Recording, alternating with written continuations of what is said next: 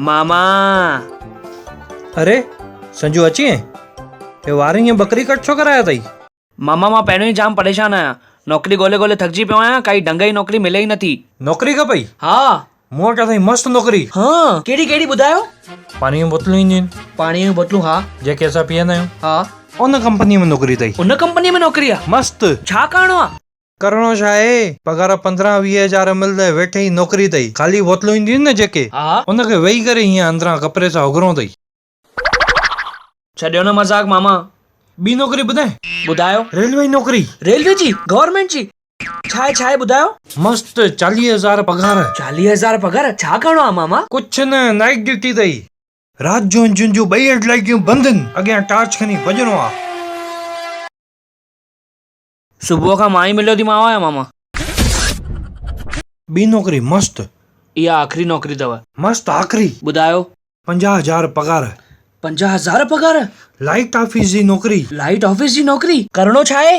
2 कलाक कम। खाली 2 कलाक 50,000? पर करणो छा आहे? कुछ न, सुबुह 4 बजे उथणो अथई, कपिड़ो आलो करे थंबे ते चढ़ी हीअं वायरियूं उघणियूं अथई।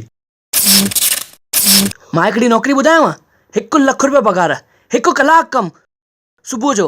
मां कंदुमि। हो मरीन ड्राइव ते जेको पाणी ॿाहिरि ईंदो आहे न, उनखे ईअं वाइपर सां अंदरि खणणो अथव। चई नौकिरी थो ॿुधाए।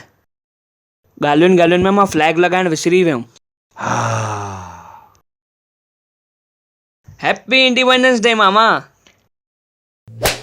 इंडिपेंडेंस न, रिपब्लिक डे। ओ अरे हा सॉरी, हो छा आहे, मां कंफ्यूज थी वियुमि। हैप्पी रिपब्लिक डे मामा। हा तोखे बि। मामा मूंखे सभु ख़बर आहे रिपब्लिक डे छो मल्हाइबो आहे। छो मल्हाइबो आहे मूंखे बि ॿुधाए ऐं सभिनी खे ॿुधाए। ॾिसो, 15 अगस्त 1947 ते असांजे भारत देश खे आज़ादी मिली, बराबरि?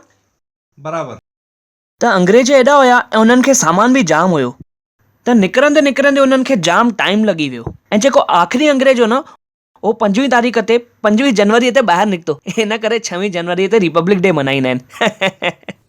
दूर पाते। अरे शर्म कर। हिंदुस्तानी थी करे एतिरो न ख़बर अथई त असांजो गणतंत्र दिवस ऐं स्वतंत्र दिवस छो मल्हाइबो। मामा आई एम सॉरी, मूंखे ख़बर आहे, मां मस्ती पियो कयांव। मूंखे ख़बर आहे छो मल्हाइबो आहे, मां ॿुधायांव थो। 26 जनवरी 1950,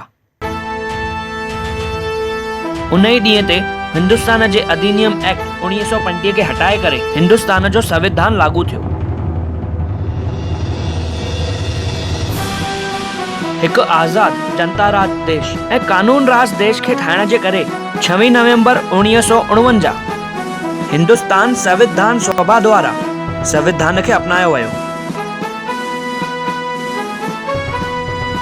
ऐं 26 जनवरी 1950 में हिकु लोकतंत्र सरकार जे तरीक़नि सां गॾु लागू थियो। 26 जनवरी इन करे चूंडिजी छो त 26 जनवरी 1930 में इन ॾींहं ते भारतीय राष्ट्रीय कांग्रेस भारत खे पूरी तरह स्वराजित घोषित कयो। मामा छा थियो? वाह पुट वाह, तूं त जाम होशियार थी वियो आहे। केॾो मस्त सम्झायो अथई सभिनी खे। मस्त सम्झायो तॾहिं बि चमाट? अरे इहा ख़ुशी चमाट हुयो पुट। ख़ुशीअ ई चमाट?